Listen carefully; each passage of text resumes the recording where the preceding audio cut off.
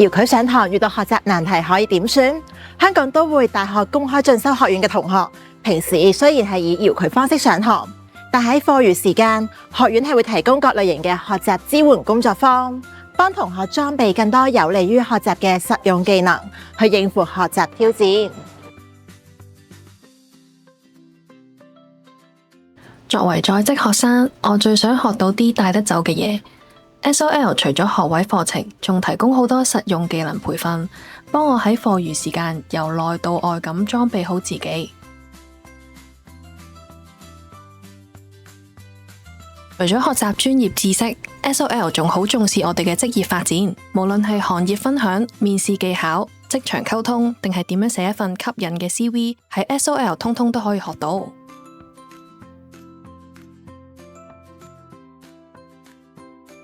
邊個話遙距學習淨係可以宅喺屋企對住電腦讀書，冇校園生活㗎？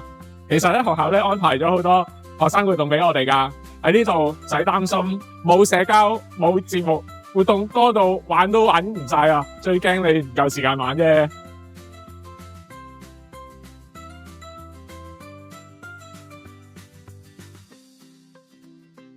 今次活動咧好有教育嘅意義啦。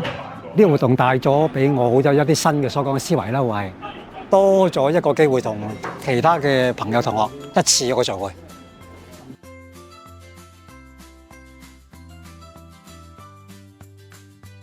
如果你都想為社區出一分力 ，Volunteer Power 義工隊每個月都有唔同嘅社區服務機會，歡迎在讀嘅同學同埋校友一齊參與。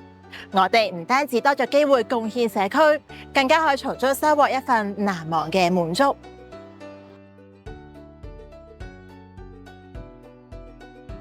我覺得多元化啦、有趣同埋有新鮮感。咁係有挑戰性啦，跟住熱情啦，跟住同埋咧有團隊精神嘅。